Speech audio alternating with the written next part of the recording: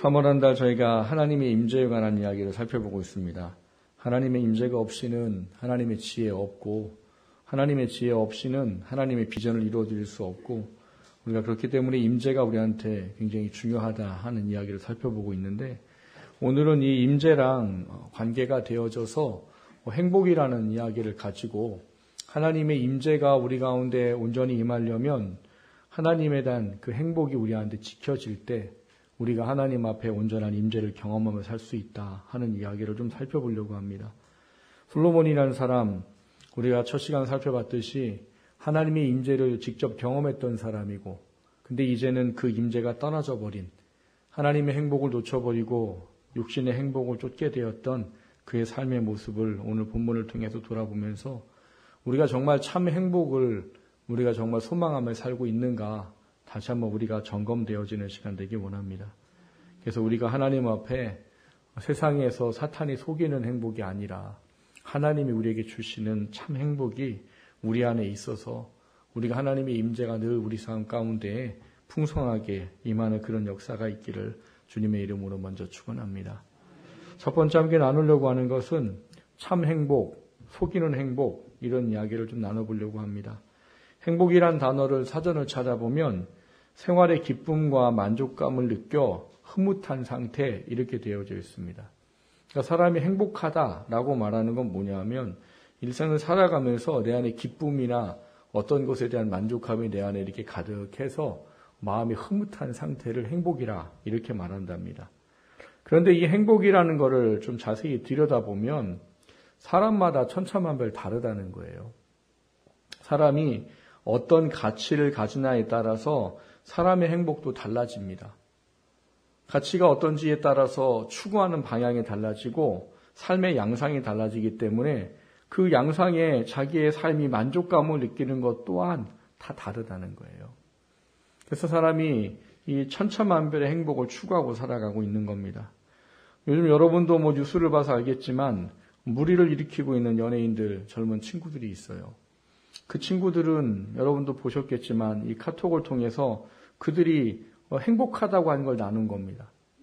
근데 우리가 보기엔 그게 행복한 게 아닌 거지요.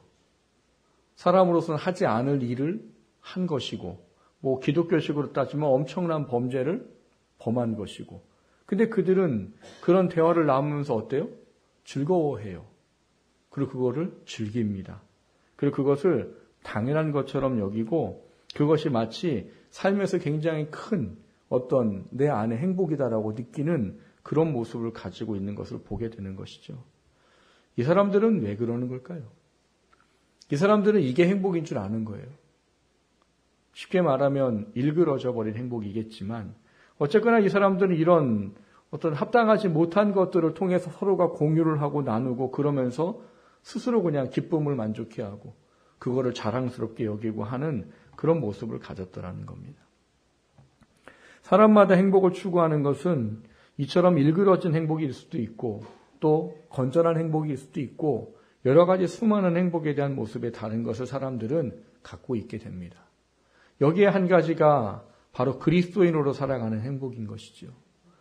세상을 살아가면서 사람들이 수많은 천차만별의 행복을 말하겠지만 예수를 믿는 우리들에게는 믿는 우리들에게 합당한 행복이 있다는 거예요. 예수를 믿는 사람의 행복은 뭐와 다를까요? 예수를 믿지 않는 사람의 행복과 달라야 된다는 이야기인 겁니다. 예수를 믿었는데 아직도 세상 사람들이 추구하는 육신에 대한 행복이 나에게 정말 행복이라고 여기고 그것을 추구하고 살게 되면 우리는 건강한 신앙으로 살아가기가 쉽지 않기 때문입니다. 하나님은 우리가 하나님의 구원을 받은 자녀이기 때문에 구원받은 우리들은 그 하나님 안에 있을 때만, 하나님과 연합한 관계 속에 있을 때만 진정한 행복을 느낄 수 있는 존재로 우리를 바꾸어 주셨기 때문입니다. 구원을 받았다는 것은 그런 겁니다. 세상의 가치와 판단과 세상의 행복이 아닌 나를 구원하신 그 하나님의 가치와 판단과 생각에 내가 행복을 느끼며 살 수 있는 게 구원받은 우리들에 대한 행복에 대한 정의입니다. 그래서 예수 믿고 살잖아요. 정말 구원의 은혜를 경험하고 하나님의 놀라운 은혜를 경험했다가 혹여나 신앙이 바닥까지 떨어지는 어떤 그런 과정에 있게 되면은요, 그 과정 속에 분명히 관여하고 있는 사탄이 우리로 하여금 하나님으로 누려야 될 행복을 세상의 것을 누리도록 하는 행복으로 바꾸어가는 과정을 만나게 됩니다. 근데 그 과정이 처음에는 힘들어요. 왜냐하면 뭐가 행복인 줄 알았으니까. 그런데 이 행복을 지키려고 하지 않을 때에는 결국 사탄에게 계속 속아버립니다. 그리고 성경에 포함대로 얘기하면 믿기 전의 상태로 돌아가 버려요. 그리고 세상의 행복이 내 행복이라고 착각을 하며 살아가게 되는 거죠. 세상 사람처럼 믿지 않는 사람처럼 살아가요. 근데 우리가 늘 주일날 교회로 오잖아요. 그러면 행복하지 않은 거예요. 내 마음이 찔림이 오고 나 이러면 안 되는데라고 생각이 들어지고. 근데 이거를 지킬 힘이 없으면 또다시 세상에 나가면 사탄에게 속아서 그것이 행복인 줄 알고 막 살다가 또다시 이 괴로움의 시간들을 반복하게 됩니다. 주일은 하나님으로 인하여서 행복을 가득 느껴야 되는 날입니다. 근데 우리가 세상의 행복에 속아버리고 진짜 행복이 아닌 것에 우리의 마음을 내어주다 보면 주일이 행복의 시간이 되지 아니하고 고통의 시간이 된다는 사실입니다. 오늘 우리는 솔로몬을 통해서 진짜 우리가 누려야 될 행복과 그것으로부터 벗어난 것이 얼마나 두려운가를 좀 돌아보려고 합니다. 오늘 말씀을 통해서 우리가 하나님께서 우리에게 참된 행복이라고 말하는 그 행복이 우리를 주관할 수 있게 되기를 원합니다. 오늘 우리가 읽은 본문은 솔로몬이 처음에 하나님을 사랑했던 그 행복을 추구했던 모습으로부터 이제는 전적인 육체적인 사랑에 빠져버린 그런 솔로몬을 보게 됩니다. 우리가 처음 시간에 솔로몬을 만났을 때 솔로몬은 하나님에 대한 행복과 기쁨이 가득했던 사람이었습니다. 그가 왕으로 세워주신 분이 하나님이라는 것을 전적으로 인정했습니다. 그래서 하나님께 일천의 번제를 드렸고 또 그거를 드리면서 하나님께서 그게 너무 이쁘니까 하나님께 소원을 물으셨죠. 너 소원이 뭐냐? 그랬더니 솔로몬이 뭘 구해요? 나는 아이인지라 하나님의 백성을 출입하면서 가르치고 이끌 수가 없습니다. 근데 저는 하나님 그 일을 하도록 세운 하나님의 사역자인 왕입니다. 근데 그걸 할 수 있는 힘이 없고 지혜가 없으니까 내가 하나님의 이 일을 감당할 수 있는 지혜를 주십시오. 이런 고백이었다고 말씀을 드렸어요. 그러니까 그게 하나님이 너무 기쁠 수밖에 없는 거죠. 소원을 왕한테 빌었더니 왕이 무슨 얘기를 하네요? 보통은 무슨 소원을 빈대요? 자기의 수를 늘려주거나, 수가 뭐예요? 생명을 더 연장시켜 주시거나, 뭐 오랫동안 살거나 이런 얘기겠죠. 아니면 원수의 생명을 구하거나, 아니면 부귀와 영화를 구하거나, 그게 일반적으로 왕들이 구할 법한 어떤 소원이라는 거죠. 근데 하나님이 그런 걸 구하지 아니하고 하나님이 사역자로 세운 왕의 직분을 감당하겠다고 내게 지혜를 주십시오. 그리고 솔로몬이 그게 기쁨이었던 거란 말이에요. 그래서 하나님이 모두 주셨어요. 부귀와 영화도 더하여 주셨더라지요. 그러니까 부귀와 영화를 더하여 주셔서 그가 하나님의 지혜를 가지고 초기에는 잘 살았습니다. 오늘 본문에도 보면 이 아내들이 많은데 처음에 그렇게 되어 있어요. 솔로몬 왕이 바로의 딸 외에 이렇게 되어 있어요. 여러분 요것과 관계되어지는 말씀이 뭐가 있는가 하면 솔로몬 왕이 바로의 딸을 데려오고 그를 예루살렘 성에 살지 못하게 합니다. 왜? 너는 우상을 섬기는 사람이다. 여기는 하나님이 계시다. 내가 너 성 따로 지어줄 테니까 넌 따로 있어라.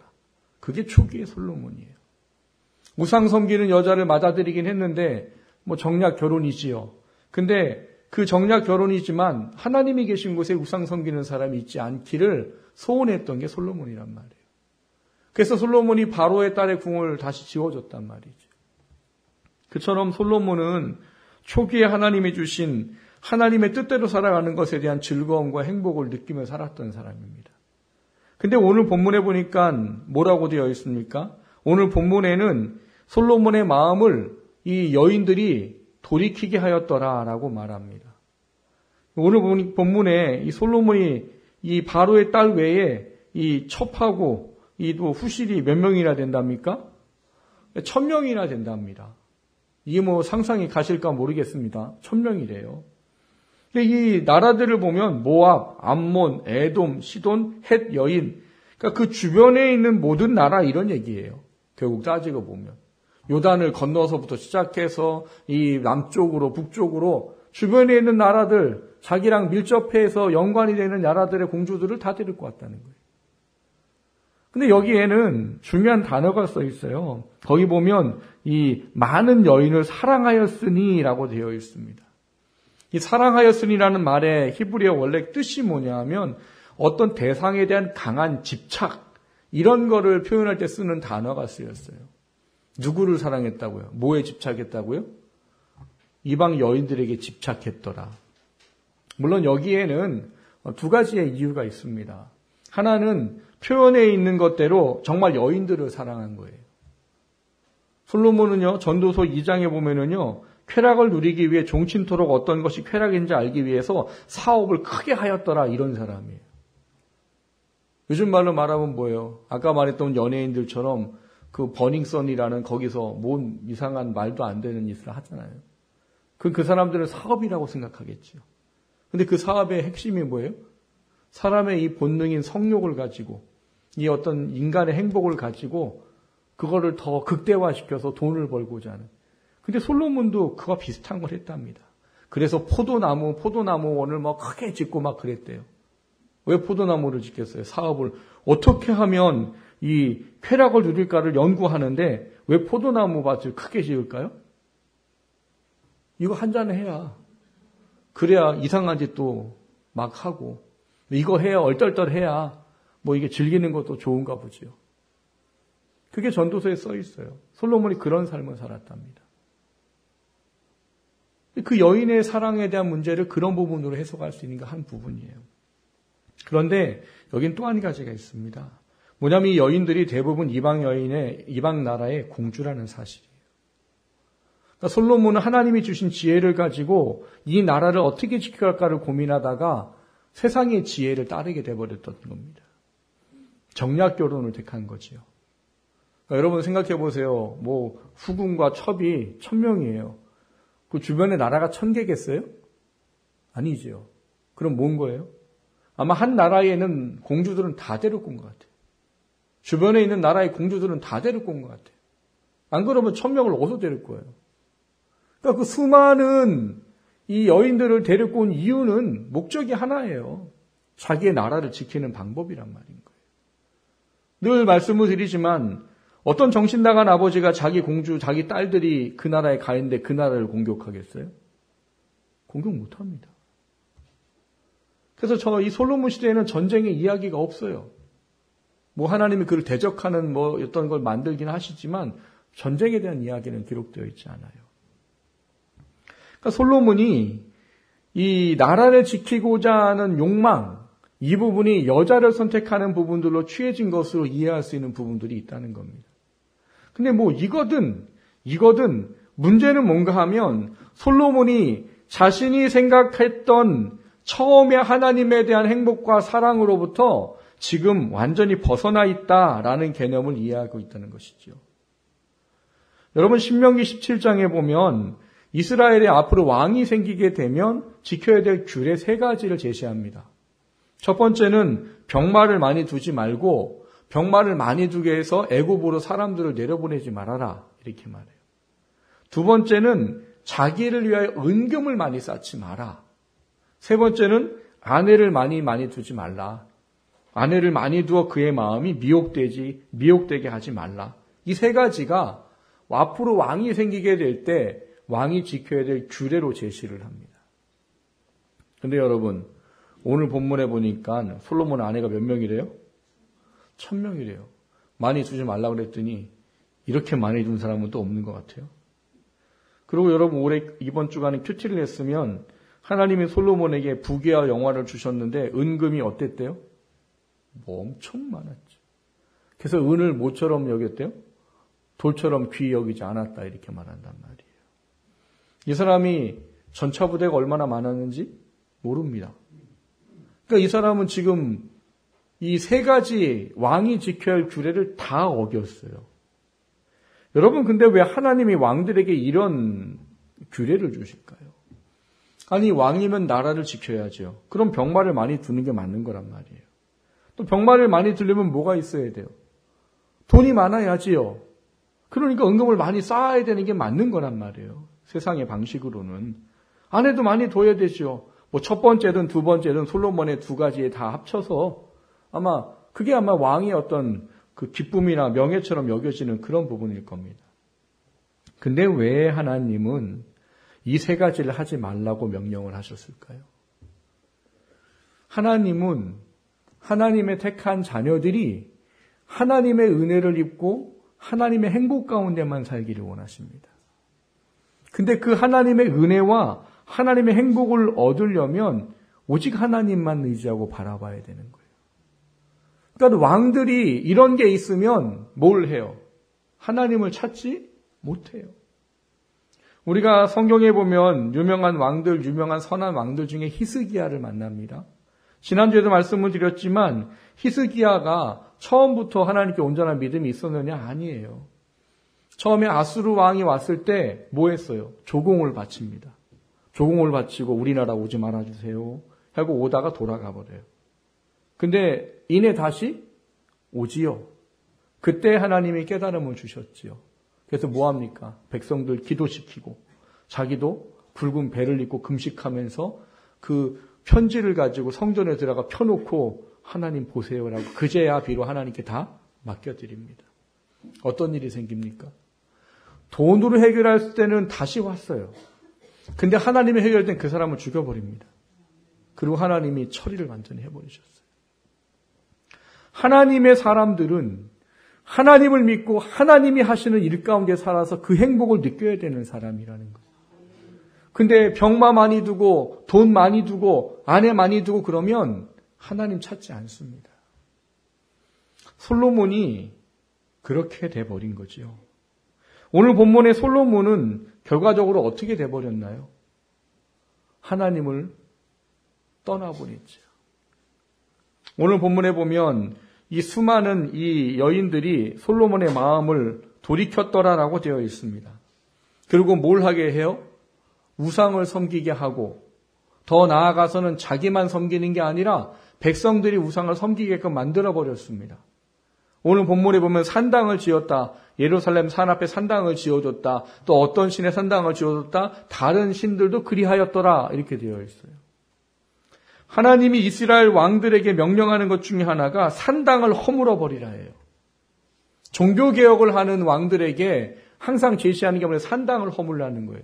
우상을 버리는 건 당연한 거고 우상을 섬길 만한 장소 자체를 없애버리라는 거예요. 근데 솔로몬은 어떻게 됐다고요? 없는 거를 만들어 놓고 있대요. 누구 때문에요? 여자 때문에, 아내 때문에. 나이가 들면 과학적으로 따지면 여자가 강해진다고 하죠. 여자는 나이가 들면 남성 호르몬이 많이 생겨진답니다. 여자는 그러고 반대로 남자는 여성 호르몬이 많이 생긴대요. 그래서 남자는 점점 말이 적어지고 눈물도 많아지고 이런다는 거예요. 근데 여자는 억세지고 강해지고 대부분 내가 애새끼들 때문이라고 내가 아들 내 키우니까 이렇게 됐다고 물론 영향이 있겠지만 실질적으로는 남성 호르몬이 많아진답니다. 그러다 보니까 대부분 이게 바뀌는 거죠. 뭐가 바뀌어요? 주도권이 바뀌는 거죠. 남자가 주도권을 쥐고 살다가 그래서 그런 말 있잖아요.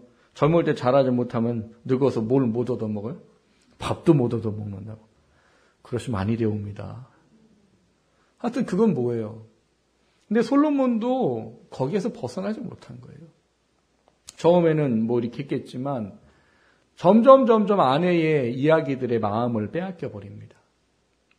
그래서 어느 날 얘기를 했겠죠. 제가 보기엔 이제 상상으로는 그래요. 바로의 딸 공주가 먼저 시작했겠죠.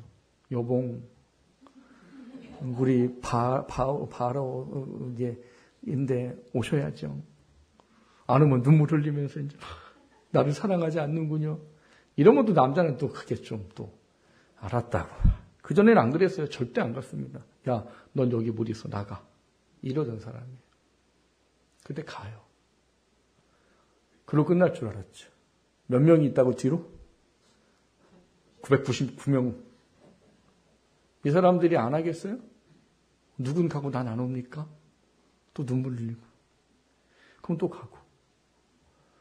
뭐 아내가 1000명이라고 친히 1000개 했을지는 않을 것 같아요. 왜냐면 나라마다 많이 데리고 왔으니까 같은 신을 믿는 공주들도 있었겠지요. 그럼 줄잡아 적게 잡는다고 해도 500개 치십시다.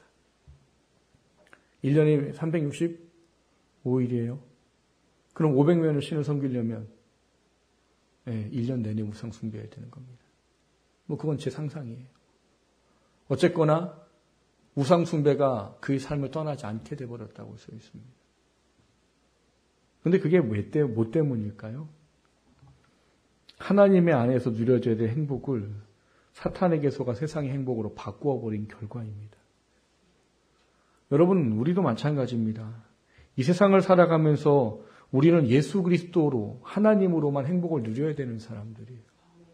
세상 거 하지 말란 얘기가 아니에요. 세상 것에 대한 기쁨과 행복 누리지 말란 얘기가 아니에요. 가족에 대한 행복 누려야지요. 온전한 행복 누려야지요.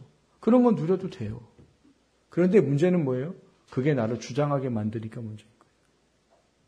힐링, 웰빙 참 좋은 겁니다. 건강을 위해서, 나를 위해서, 내 기쁨을 위해서 힐링, 웰빙 좋지요? 근데 힐링, 웰빙이 나를 집어삼켜버리면 하나님으로부터 멀어집니다.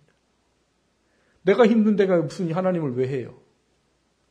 나를 좀 행복하게 하기 위해서 주일 한 주, 두 주 어기는 게 무슨 의미가 돼요? 그리고 그걸 행복으로, 그걸 기쁨으로 누리고 느끼게 만듭니다. 누가요? 사탄이요.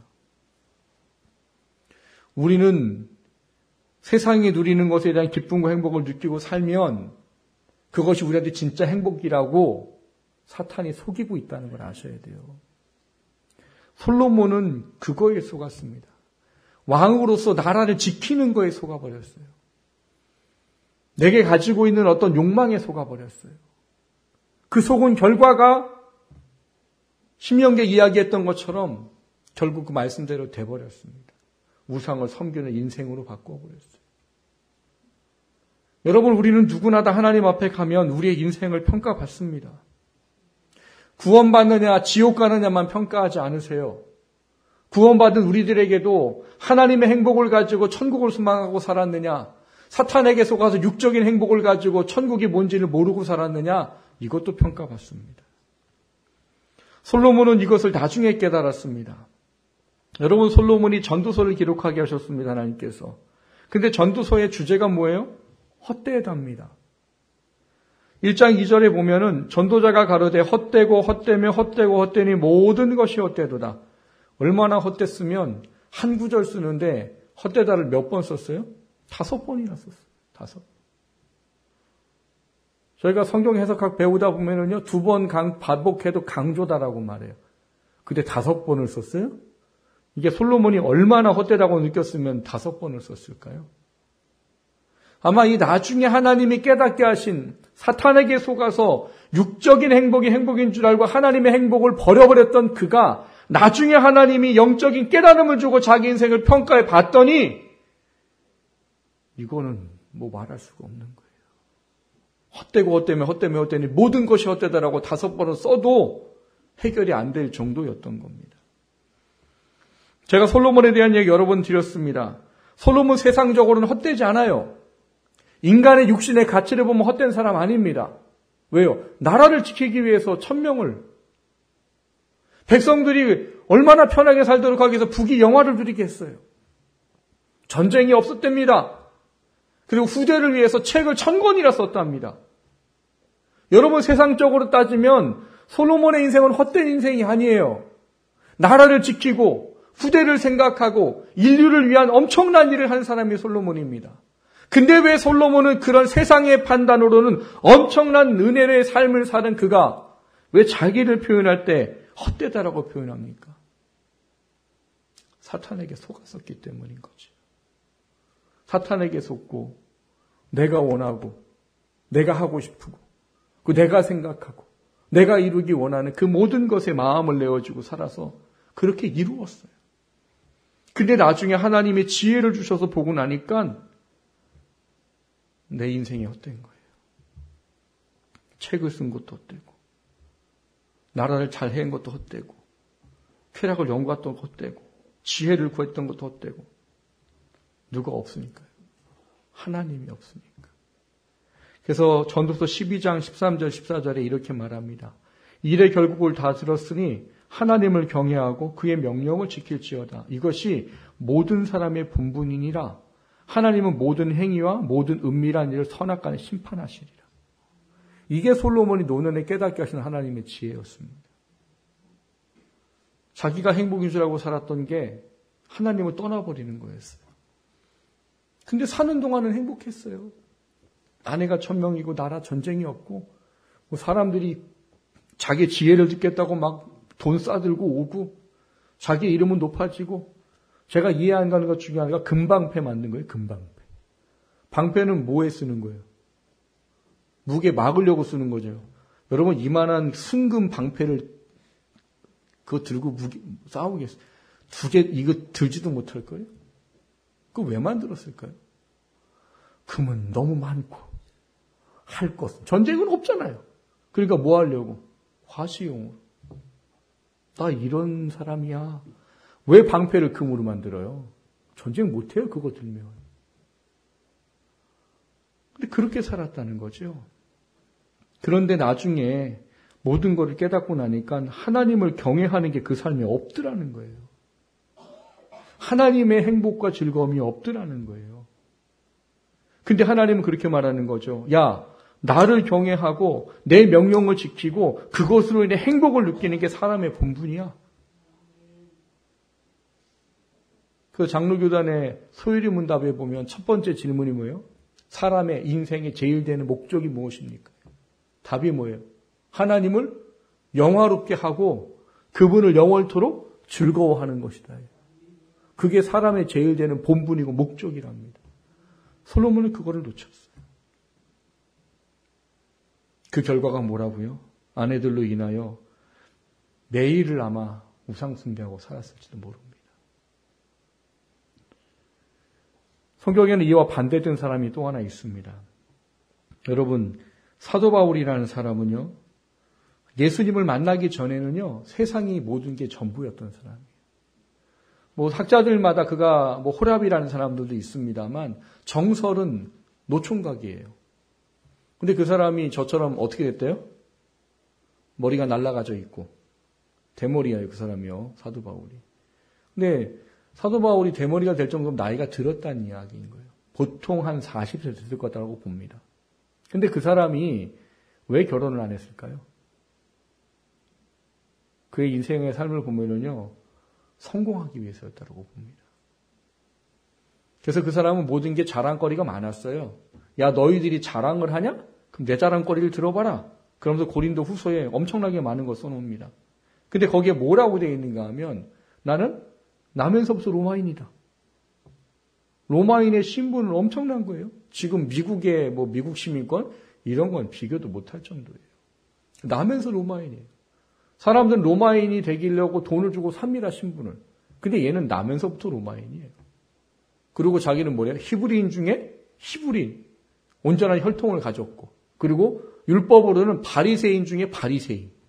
율법을 엄청 잘 지킨다는 이야기예요. 그래서 그 사람이 뭘 해요? 가말리엘 문화의 수제자. 근데 이 사람이 거기 들어간 이유가 뭐냐? 율법사가 되기 위한 겁니다. 그리고 나중에는 서기관이 되는 거죠. 그러면 유대 사회에서 두 가지를 다 얻는 겁니다. 어떤 거예요? 종교적인 덕망과 세상적인 덕망 두 가지를 얻는 게 율법사와 서기관이에요. 그거를 위해서 그 나이 먹도록 결혼도 안 하고 가말리엘 문화에서 수제자로 살았단 말이에요. 이 사람이 얼마나 유명했는지요. 나중에 복음을 전하러 다닐 때 회당을 내어주는 사건이 나와요. 계속. 여러분, 유대인들 회당 아무한테나 안 내줍니다. 근데 사도 바울은 아마 이름이 정평이 났던 사람인 것 같아요. 그래서 그가 율법에 능통하고 율법으로 성공하기 위해서 한 일이 뭐예요? 예수님 믿는 사람 잡아다 가두는 거였어요. 핍박하고 죽이는데 증거 서고 죽이는 거였어요.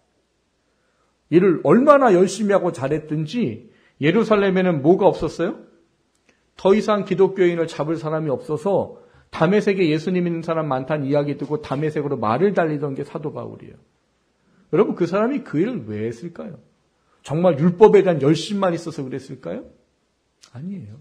제가 보기에는 사람들에게 인정받기 위한 거예요. 율법에 내가 이만큼 애쓰고 노력하는 사람이고, 그가 나중에 정말 율법자가 되고 서기관이 되고 할 때, 그래, 죄는 세울 만한 해. 이런 이야기를 듣기 위해서 그렇게 기독교인을 박해하고 핍박한 겁니다. 근데 문제는 사도 바울이 다메섹을 다니다 누굴 만났어요? 부활하신 예수님을 만났어요. 무슨 부활을 해? 그건 거짓말이야. 라고 그것 때문에 사람 잡아다니던 사람이 부활한 예수님을 만나버렸어요. 그리고 나고 그 인생 어떻게 돼버립니까? 그 이후로 나오는 서신서를 잘 읽어보면 자기에 대한 평가들이 아주 땅에 떨어집니다. 뭐라고 얘기해요? 자기는 8개월도 되지 못한 태어난 사람이다. 우리나라 말로 팔싹둥이란 얘기예요.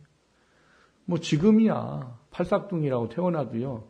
요즘 사람들은 작게 나서 크게 키워라 이러잖아요. 그게 가능해요. 왜? 요즘에는 영양분 있는 음식들이 많고 먹는 것 때문에 우리나라가 뭐 그런 일들은 극소수입니다. 근데 1세기 때 가면 사도 바울이 물론 부유하게 살긴 했지만 그 시대에는 그렇게 미숙아로 태어나면 죽는 게 대부분이고요. 영양이 별로 없어서 제대로 성장하지 못해서 사람들한테 늘 뭐로 아유 저 모질이, 아유 저 부족한 놈 이런 얘기를 듣는 존재인 거예요. 그럼 사람이라면 그런 걸 속이고 싶죠. 누가 나타내고 싶어요. 근데 사도 바울은 그걸 얘기해요. 8개월 되지 못한 나 같은 놈에게도 예수님이 나타나서 날 만나주셨다. 그리고 그다음 뭐로 바뀌어요? 죄인 중에 괴수인 나한테 예수님이 나타나셨다. 그럼 뭐라고 그래요? 나는 모든 것을 다 버렸다. 신분 버렸고 내 부귀의 영화 버렸고 그 모든 것을 내가 예수님이 내 안에 나타나는 것을 위해서 그걸 배설물보다 못하게 여기고 버렸다 이렇게 말해요. 누구랑 정반대예요? 오늘 본문의 솔로몬과 정반대예요. 근데 이 두 가지가 우리가 엄청나게 기억해야 될 이야기란 사실이에요. 하나님은 사도 바울처럼 우리가 살기를 원하시는 겁니다. 구원받은 다시 솔로몬처럼 사는 사람이 아니란 말이에요.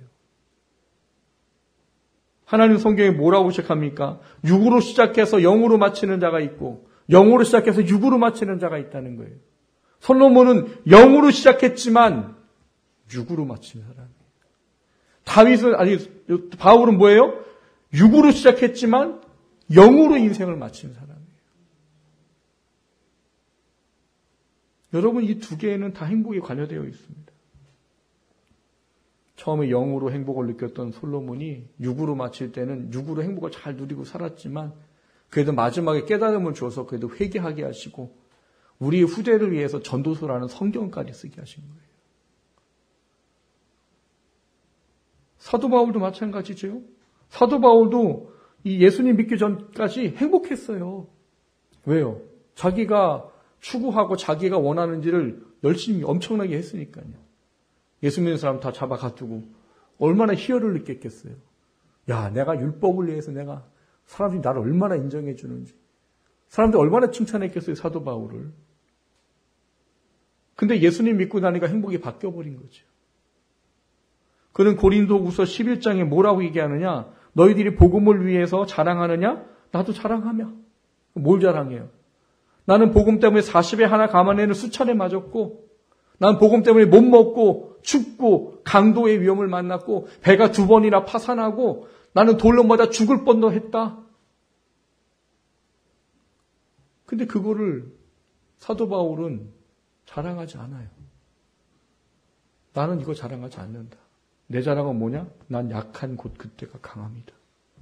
내가 약할 때 내가 그리스도 안에서 내가 힘을 얻기 때문에 나는 약한 것을 자랑한다. 사도 바울의 자랑과 기쁨과 행복은 바뀌어버렸어요. 사랑하는 성도 여러분, 하나님이 우리에게 어떤 행복을 누리도록 우리를 구원하셨는지를 깊이 묵상하셔야 됩니다. 구원받아 하나님의 자녀가 됐어요. 어떻게도 구원받을 수 없는 우리들입니다. 아들을 십자가에 달려 죽게 만드시고 우리를 구원하셨단 말이에요. 그리고 그분이 우리에게 이제는 너희들이 사탄에게 속아 있는 행복에 살지 말고 내가 주는 참 행복이 무엇인지를 그 안에서 살아라. 그리고 그 행복 가운데 살다가 나한테 와서 영원한 행복을 누리고 살아라. 그게 하나님이 우리를 구원하시면서 원하신 하나님의 뜻이에요. 그러나 여러분, 우리에게 있는 악한 마귀 사단 원수 이 인간은 어떻게 우리를 그 행복을 느끼지 못하게 자꾸 유혹하고 시험해서 예전의 행복으로 돌아가게 만듭니다. 거기 빠져버리면 솔로몬처럼 됩니다. 우리 인생을 다시 한번 돌아보셔야 됩니다. 나는 지금 어떤 행복을 추구하고 살고 있는지. 여러분, 이 세상에 육신의 행복 누리지 말라는 얘기 아니에요. 뭐 TV 보지 말라는 얘기 아니고, 가족하고 여행 가지 말라는 얘기 아니고, 뭐 행복한 거 하지 말라는 얘기 아니에요. 그게 여러분을 하나님부터 멀어지게 만들게 하지 말라는 얘기예요. 그게 여러분을 주관하게 하지 말라는 거예요. 그것에 빠져가지고 내가 정작 누려야 될 행복이 아닌 사탄에게 속아서 그게 진짜 행복인 줄 알아 살아가지 말라는 거예요. 원하기는 하나님 우리에게 참 행복이 무엇이고 속이는 행복이 무엇인지 분별하라고 하시는 말씀을 다시 한번 깊이 묵상하시기를 주님의 이름으로 축원합니다. 그래서 그것 때문에 우리가 하나님 앞에 서는 그날이 진짜 참 행복으로 인해 영원한 행복을 소유하는 우리가 되기를 소망합니다. 두 번째로 나누고자 하는 것은 행복을 지키기 위함, 이런 이야기를 나눠보려고 합니다. 앞서 말씀드렸듯이 하나님의 행복을 놓치게 되면 우리는 하나님의 임재하심을 놓치게 됩니다. 하나님의 임재하심을 놓치게 되면 우리는 사탄에게 반드시 속습니다. 그래서 우리에게는 이것을 지키는 게 필요한 거예요. 이 하나님이 우리에게 말씀하신 행복을 지키는 게 필요해요. 근데 그 행복을 지키려면 결국 무엇을 해야 되느냐? 영적 싸움을 해야 됩니다. 하나님의 긍휼과 자비를 바라보셔야 된다는 얘기예요. 오늘 본문에 보면 솔로몬에게 하나님께서 이렇게 우상을 섬기는 일 때문에 하나님이 그에게 2번 나타나셨다고 합니다. 나타나서 경고를 하셨대요. 우상 숭배하지 마. 너 그러다 큰일 난다. 선지자 보낸 게 아니에요. 하나님 직접 2번 나타나셔서 그렇게 경고를 하셨어요. 근데 오늘 본문에 뭐라고 써 있어요? 그런데 그거를 듣지 않았다라고 써 있어요. 이게 어느 정도가 되면 이 정도 될까요? 이게 가능해요. 부끄러운 이야기지만 큰 교회 목사님들이 돈에 넘어지고 여자에 왜 넘어집니까? 일반 사람들도 안 해요, 여러분. 상식적인 생각을 가지면 할 수가 없는 일이에요. 어떻게 성도들의 헌금을 자기 재산 축적하는데 뭐 몇 천억, 몇 백억? 하루 3끼 먹는 것도 힘들어 죽어가는 목사도 있습니다. 그런데 그게 가능해요? 어떻게 성추행 정도를 넘어서 어떻게 예배하는 곳에서 이걸 말이 돼요? 근데 왜 그들이 그렇게 됐을까요? 솔로몬하고 똑같아요. 회개하라고 하는데 회개의 마음을 안 둡니다. 그 결과는 어떻게 돼요? 성경의 표현대로면 화인 맞은 양심이 됩니다. 화인 맞은 양심들은 바늘을 찔러도 거긴 안 아프대요.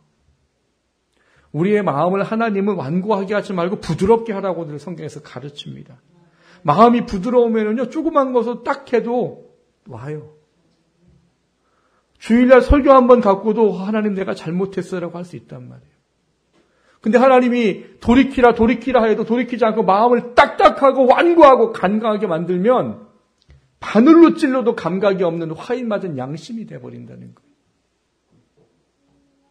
솔로몬은 그렇게 돼버린 거예요. 여러분, 우리는 그렇게 안 될까요? 우리도 오늘 이 말씀을 듣고 나를 돌아보고 내가 혹여나 잘못된 행복 가운데 있다면 지금 돌이켜야 가능한 겁니다. 그러지 않으면 절대로 우리도 이 행복에 대한 회복을 할 수가 없어요. 근데 하나님은 원하는 거죠. 뭐를요? 회복하기를. 그 회복하는 것에 대한 문제를 하나님은 우리에게 말씀하십니다.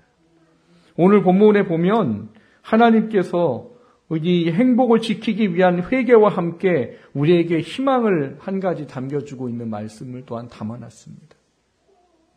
하나님 절대 너를 버리지 않는다는 사실이에요. 오늘 본문에 보면 솔로몬이 회개치 않아서 하나님이 그에게 내린 징계가 나오지요. 어떤 징계를 하나님이 내리십니까?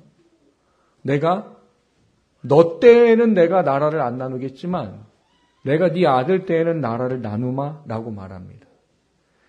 이 본문을 가지고 사람들이 그런 생각해요. 야, 내 때에 안 나눠졌으니까 하나님의 은혜를 솔로몬이 입었구나. 그게 은혜일까요?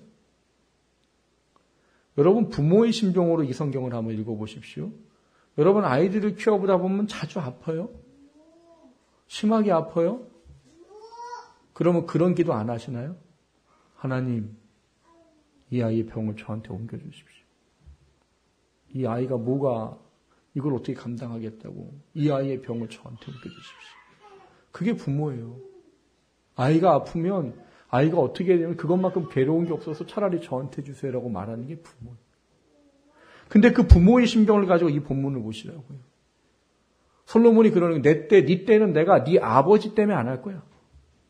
사실 이건 솔로몬을 위한 게 아니라 다윗을 위한 겁니다.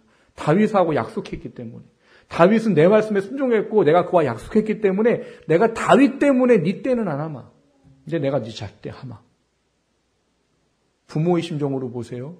이게 은혜예요? 저주예요. 부모가 내 때 나누지 않고 자식 때 나눈다? 저주예요. 근데 거기에 또 하나 있는 거죠. 뭐라고요? 근데 내가 절대 버리지 않으마. 한 지파를 남겨둬서 이스라엘을 인류의 구원을 위한 이 일을 내가 이루어 가마. 아마 이런 과정들 속에 솔로몬이 회개를 했을 거라고 봅니다. 그래서 하나님이 솔로몬에게 전도서를 기록하게 하셨겠지. 그가 끝까지 회개 안 했다면 아마 전도서는커녕 아마 더 큰 형벌을 받았을지도 모릅니다. 여러분, 우리가 하나님의 행복을 지켜야 된다는 사실들은 결국 주님께서 말씀하신 그 은혜 속에 우리의 삶이 맞춰지는 것밖에는 방법이 없어요. 여러분, 세상에서 하나님의 사람으로 살아갈 수 있는 방법은 뭐밖에 없습니까? 로마서 12장에 있는 말씀밖에 없어요. 이 세대를 본받지 말고 마음을 새롭게 함으로 변화를 받아 하나님의 선하시고 인자하신 뜻이 무엇인지를 분별하도록 하라. 그거 외에는 뭐가 진짜 행복인지를 구별할 수 없습니다. 그리고 그 분별을 통해서 깨달았을 때는 하나님이 오늘 솔로몬에게 회개해라고 2번 나타나셨듯이 우리를 참고 인내하고 견디면서 회개하고 돌아오기를 바라는 그 음성을 들을 수 있고 바라볼 수 있어야 한다는 거예요. 여러분, 회개가 얼마나 큰 은혜인지 모릅니다. 이 회개의 길이 없다면 우리는 멸망했을 거예요. 사랑하는 성도 여러분, 하나님 우리 절대 결코 버리지 않습니다. 그리고 하나님 우리가 스스로 돌아오기를 원하세요. 그리고 자꾸 깨달을 방법을 주시는 분이에요. 그 깨달음이 우리 안에 다시 돌아와야 됩니다. 그 속에 다시 서야 됩니다. 그래야 우리 행복은 지켜지는 거예요. 하나님 안에서 행복은 지켜지는 거예요. 그게 지켜지지 않으면 나로 인해서 주변 사람들까지도 두려운 영향력을 받게 됩니다. 오늘 솔로몬 회개하지 않은 결과가 뭐라고 그랬어요? 산당을 지었더라. 온 이스라엘 백성으로 우상 섬기게 많은 결과를 만들어버린 게 솔로몬이에요. 여러분, 우리가 하나님 앞에 하나님의 행복으로 살지 못하잖아요? 세상의 행복이 하나님의 행복보다 더 앞서잖아요? 죄송하지만 우리 아이들 보고 배웁니다. 여러분, 그게 얼마나 무서운 줄 알아야 돼요. 세상에서도 부모는 아이의 거울이라고 말해요. 근데 부모가 하나님의 행복이 아닌 세상의 행복이 행복이라 그걸 추구하고 그걸 따라 살아요? 그럼 아이들은 그게 행복인 줄 알아요. 근데 나중에 후회하죠. 애들은 품 안의 자식이라고 품 안에 있을 때만 부모 말씀 듣습니다. 고등학교 졸업하잖아요. 어른이라고 생각해요. 그때부터 부모 말 안 들어요. 모두 안 들어요? 신앙생활해라. 안 듣습니다. 왜? 걔네 마음 가운데 있거든요. 하나님 행복보다 세상 행복이 더 좋다라는 걸 부모가 보여줬다는 것. 여러분, 우리가 하나님의 행복을 지키는 건 나만을 위한 게 아니라는 사실을 아셔야 돼요. 내가 하나님의 행복을 누리고 살 때, 그게 가장 중요하다고 여기고 살 때, 내 자식들도, 내 자녀들과 후손들도 하나님의 행복이 최고인 줄 알고 살게 되는 겁니다. 여러분, 자식들 지켜야 됩니다. 때가 악해요. 별것도 아닌 거로 세상에 넘어가는 거 쉬워요. 여러분, 행복을 지키십시오. 그리고 그 행복이 가족도 지키게 하십시오. 그리고 그 행복이 지켜지기 위해 돌이켜야 될 것은 돌이키십시오. 그러면 그것에 반드시 회복이 있습니다. 워낙에는 우리가 세상의 행복이 내 행복으로 느껴지지 아니하고 하나님의 행복이 행복으로 느껴져서 영원한 날의 행복 가운데 살아갈 수 있는 우리가 되기를 주님의 이름으로 축원합니다.